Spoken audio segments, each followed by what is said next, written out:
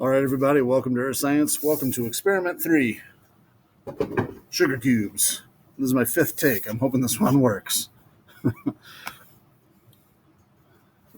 All right, what we really should call this lab, the premise of this lab is that we're going to take some sugar cubes and put them through physical weathering or mechanical weathering. You guys should have picked up on what those means in the note sheets that you should have already done. Go back in the survival guide if you haven't. So what this one is really about is called abrasion. abrasion, abrasion. All right, abrasion is this process that beats up on rocks on shorelines. I mentioned this in the notes video too. Here's the beach that we go to over by my house. There's my son and our dog. The beaches over by us, or if you've ever been to Rudy's in Oswego, are all these cobble beaches. As these drumlins right here, if you can barely see that big sand cliff in the distance, that's the one at Fairhaven Beach State Park. And there's a bunch behind me in this photo too. They wear down through time. The sand washes out into the lake, and it actually eventually gets transported up towards here, out the window in Pulaski, to all the dunes that we have along the eastern shore of the lake. Whereas the heavier stuff, pebbles, cobbles, boulders, gets left behind naturally, gets all sorted out. So this process that makes rocks round and smooth is called abrasion. You can see the black and white, you can see the cobbles and pebbles there pretty easily too. There goes that. So through the years, what I've done, because I think it's a good example of abrasion, is that I've collected bricks. Now, bricks are not rocks. Holding this thing here is kind of awkward, but we'll do our best. Yes, bricks are not rocks, but we all know what a brick is, and that's why I think it's a pretty good example of how abrasion works, because if for some reason a brick ends up in Lake Ontario and gets banged around by waves year after year after year, and as these things hit on each other, what is the first thing that like rounds off? You know what I mean? So these three haven't been through much, whereas these ones down here have all been through a lot more of this abrasion. And their shape has gotten, through time, progressively rounder and rounder and rounder, and smoother and smoother and smoother. Okay? So again, bricks are a good example. Yes, they're man-made, but they're a good example because if we know what a brick is, we can kind of picture this process from beginning to end. And hopefully this lab, which hopefully works this time, there's the results of my last failed experiment. It's not the experiment that failed, it's me with this video. Hopefully this time we'll get it to work. What we'll do is take 10 sugar cubes. 1, 2, 3, 4, 5, 6, 7, 8, 9, 10. All right, I just want to make sure that none of them are too, like that one's got cracks in it. That one's not going to last long. All right. 10 hopefully pretty tough sugar cubes.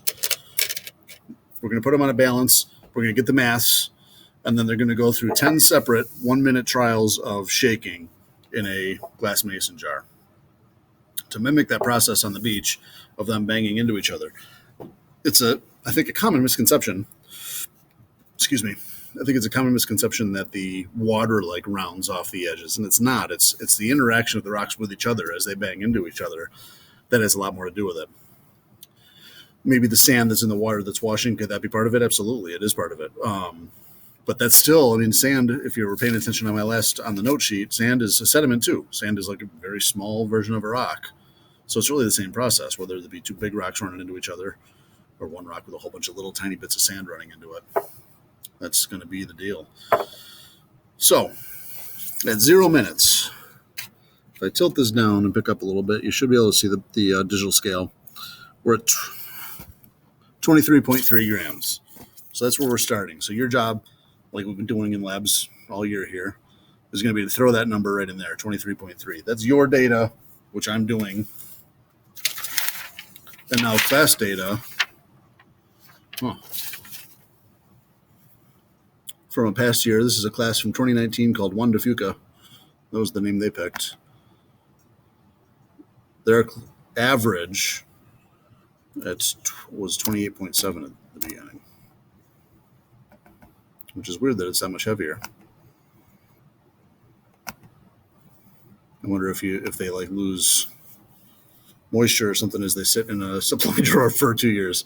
Who knows? All right. So again, your number right there, which was 23.2. I'm not going to plug those in. That's your job. I want you to listen to the video, seeing how we do this. Okay. So you're going to put our data in there. One more time, 23.2. I guess if you miss something, you're on YouTube, just rewind.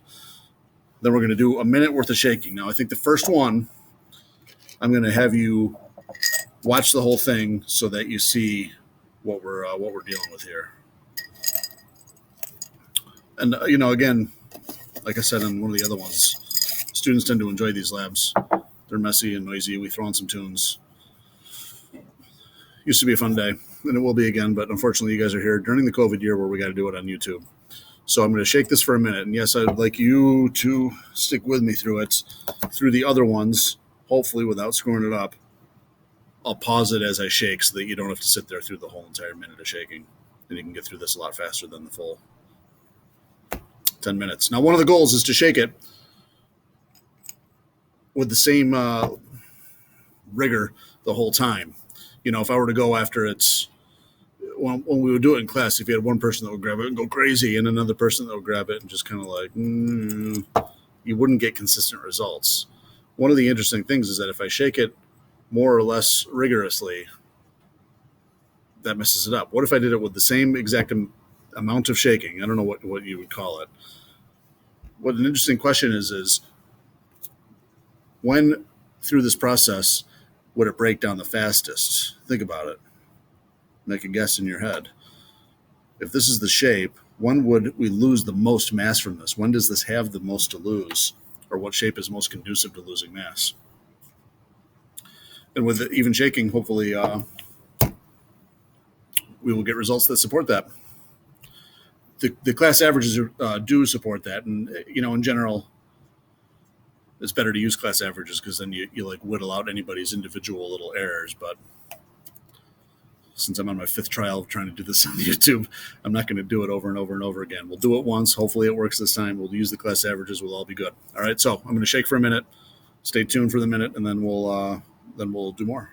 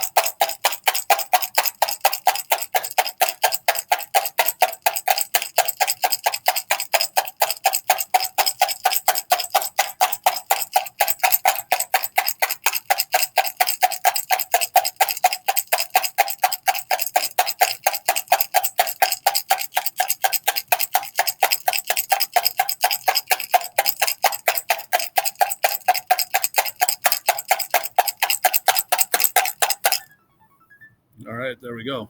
So you can picture that with everybody doing this in the room. It's fun. It's noisy. It bothers the other teachers. In fact, I just saw Mr. Jones leave through that door. I think he had enough. So we've got our rocks now in a bunch of sediments. Yes, that's just cubes and some powdered sugar. But it demonstrates our experiment. So let's see. Let's throw them back onto the balance.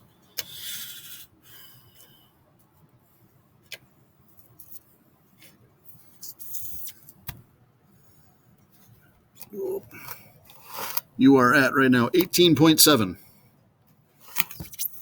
So that's your reading for right now.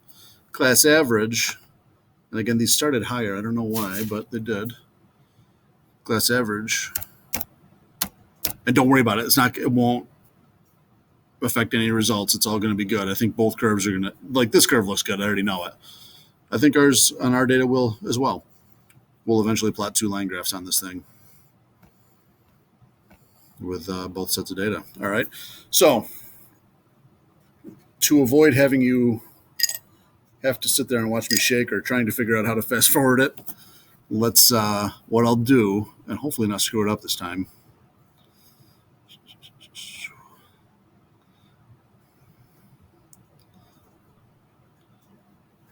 is start shaking, Press pause so you don't have to watch it. Run this for a full minute. At the end of the minute, bring it back, run the data, and do that over and over again until we did all 10 minutes. Sound good? All right. Shaking begins.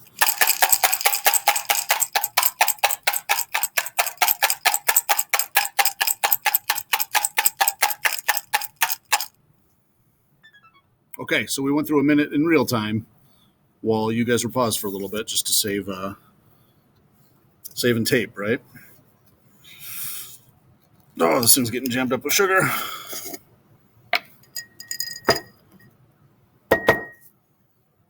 So we'll separate out our rocks.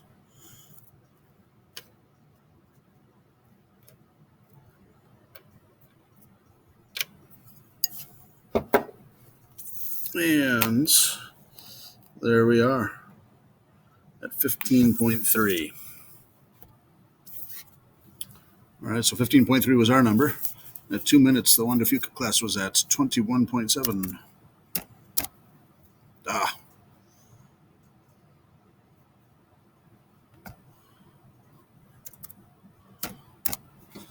And again, we are at 15.3. I wonder if I used to do it with 12 or something like that. Who knows? Again, it won't make a difference at all. The same pattern will be revealed. All right, minute 3. Rocks go back in the cup. Off the scale a little bit.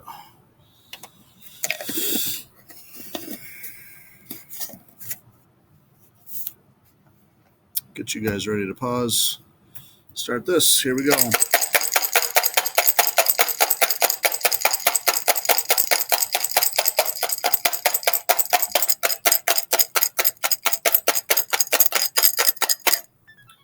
All right.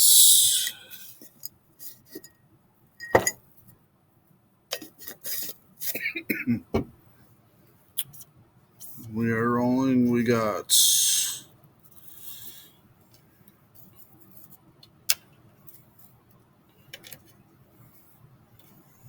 our 10 rocks weighing in at 11.9.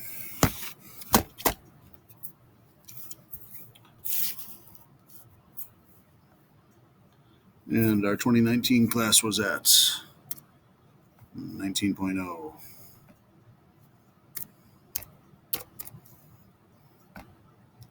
And we were at, one more time, we were at 11.9. All right, we move on.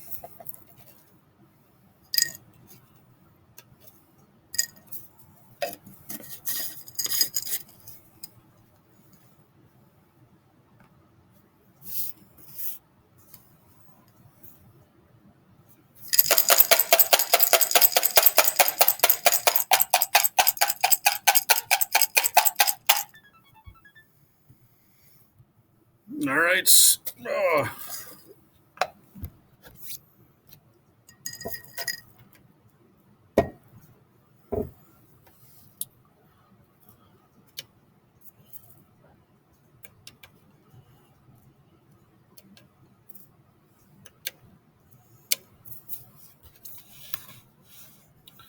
All right, what are we at? 4 minutes.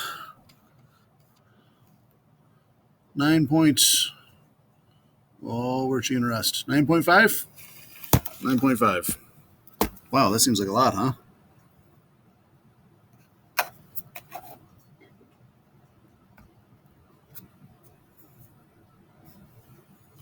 Let me just make sure our scale is properly.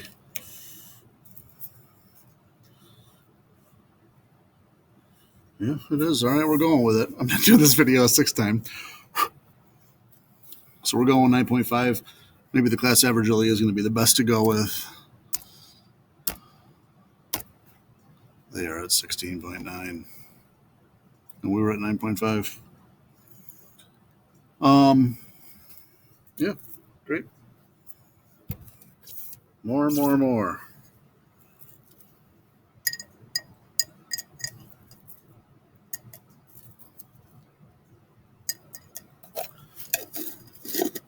The sugar cubes are pretty old, so they look like they're doing the right thing. Maybe they're a little grumpy. We'll see. Let's do it. Here we go. Minute 5.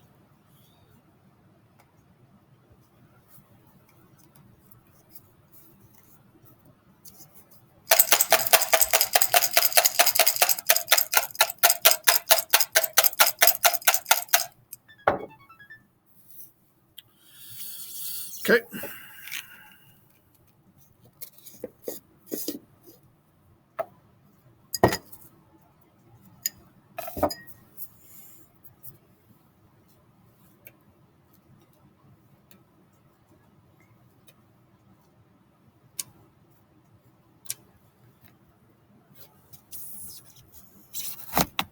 Well, this laptop's going to be sticky.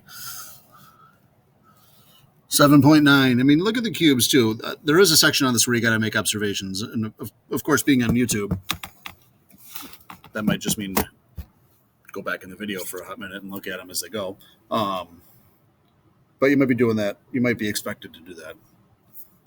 And by might be, I mean you definitely will right here. What are some observations that you made through the lab? Check out the sugar cubes from the beginning to the end and describe them. And don't panic. That's an easy question. At 5, our class average was 15.3. All right, folks. We're getting there.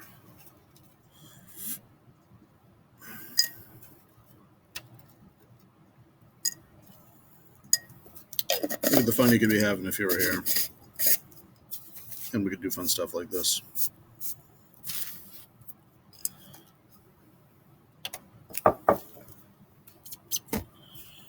All right, minute 6, let's do it.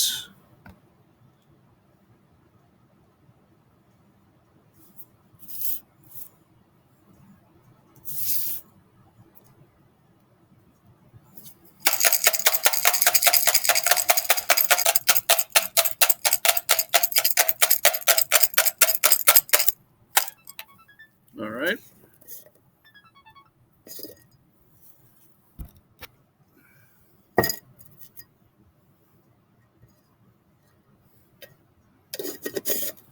Getting small.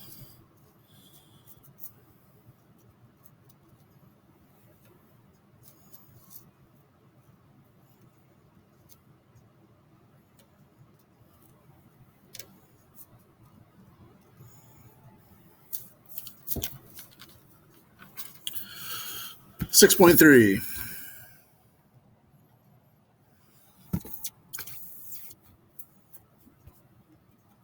Minute 6 for the other folks was 13. One day I'm going to remember to click on this. 13.8.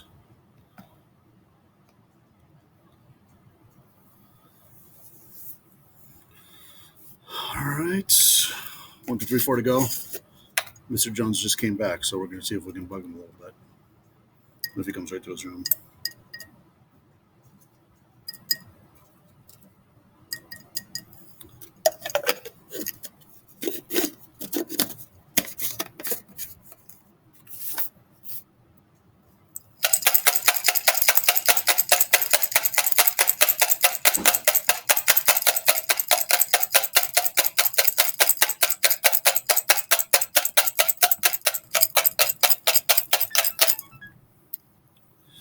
All right, here we go for our 7-minute data. Now, I've never had a group get rid of them. Actually, I think I had one group get rid of them entirely. But, they set out from the beginning to really, they went hard on purpose to try to do that. But these are going down pretty good, so I'm thinking that maybe sugar cubes get old. I'll have to buy new ones every year. 4.4 is our data. And at 7 minutes, class average was 12.4.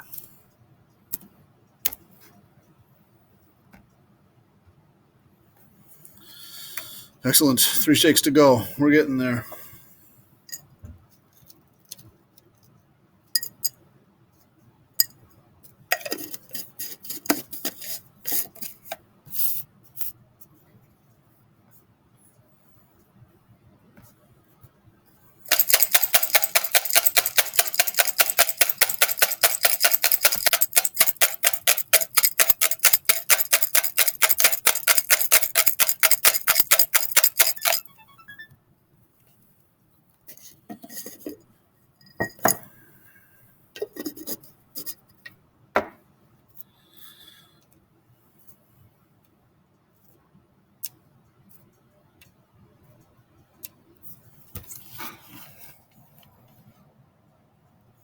3.4.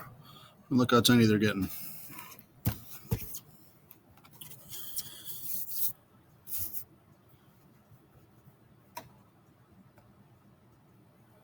This game was at 11.1.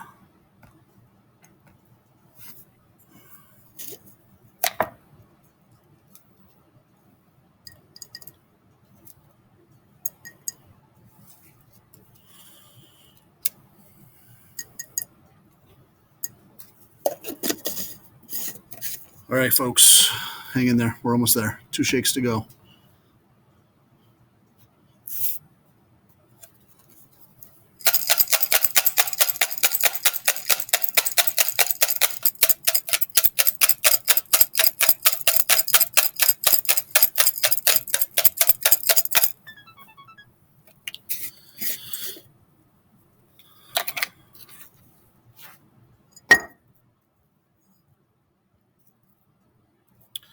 All right, folks. 1, 2, 3, 4, 5, 6.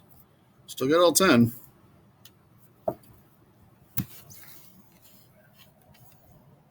$2.6 for our data. And these guys were at 10.1. That leaves us a 1 to go when we are done with this thing.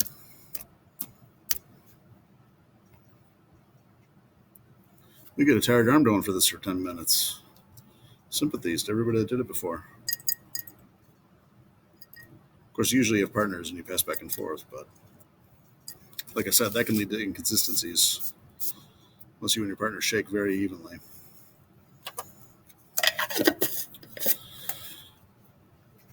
All right, last shake.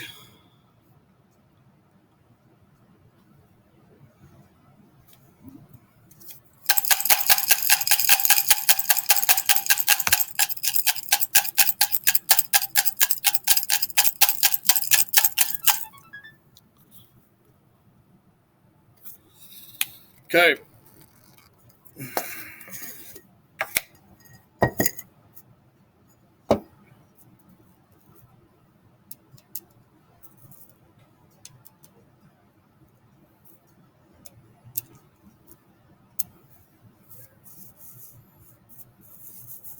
I may have gotten rid of one.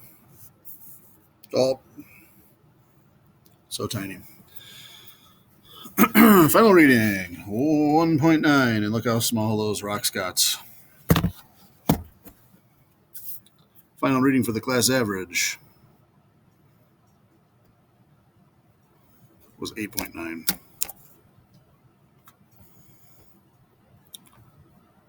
All right, let me hit pause, clean up with just a tiny touch, come back, and let's figure out how to wrap this thing up.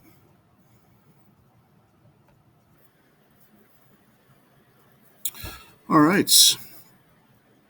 That's that. So that should give you all 10 points of our data, your data, what I did. And we're going to make 2 line graphs over here. Shouldn't be too bad. I set this up for you already. And down here, I don't know what size is going to be biggest or best for you. Play with it. See what you're comfortable with. I don't know if you want to draw them or use the text box or what. But down here is going to be time, and it's a minute per box. So 0 minutes, 1 minute, 2 minutes, and so on. Do that right across there. This over here is the mass of the sugar cubes, which we probably should label, but since we're in kind of a weird year anyway, let's just smile and nod and say, yeah, we know what's going on here. So the mass of the cubes versus time, and you're going to plot 2 line graphs. So if I did the first one for class average, which I might as well do in green since we're already on that road. Give myself a thicker pen. And yeah. So the class average at 0 minute was 28.7. Slightly strange scale here. These go by 3s. You can do it. So that's 27 right there at that line. So we're probably kind of like a little above halfway or so there. There's a dot. There you go. That's it. At 1 minute, it's 24.6. Just a little bit above 24. And so on. Do that whole thing. Maybe make these dots a little bigger, and then we're going to play connect the dots with a thinner line. Again, once you do all 10 dots. like that. Now, I don't know what you guessed at the beginning for when it should go fastest, but two things. Think of the concept above with surface area. At the beginning, when it's a cube, it has the most surface area. Also, those corners, just, I mean, in kind of plain man's language, plain simple language, those corners are easy to bust off. Like, right? They just break off easy, whereas the round doesn't break off as easy. So the more round it gets, the less surface it has. So it should ideally break down the fastest at the beginning and slower at the end. So ideally, please plot the graph. Don't do what I'm about to do.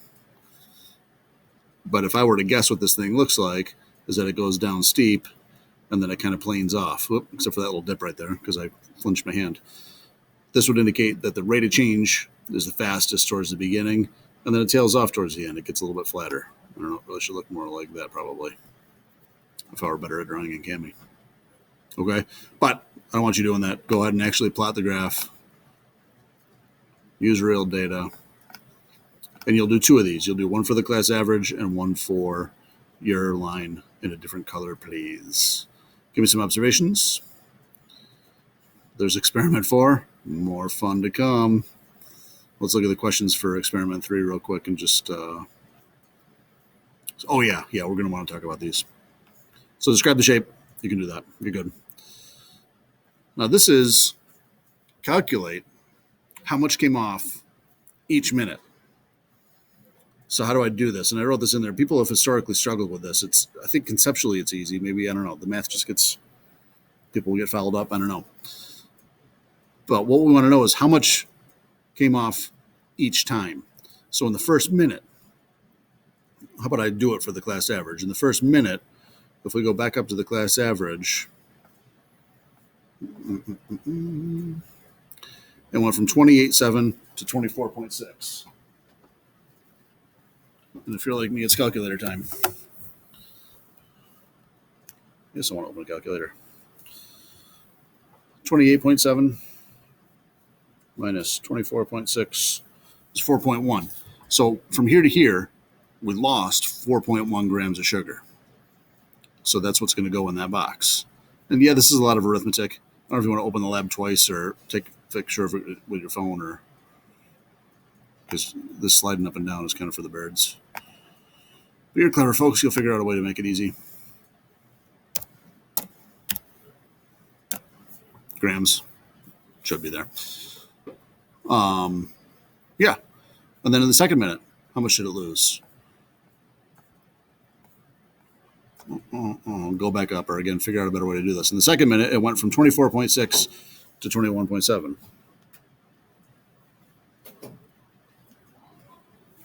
So it lost 2.9 in that trial.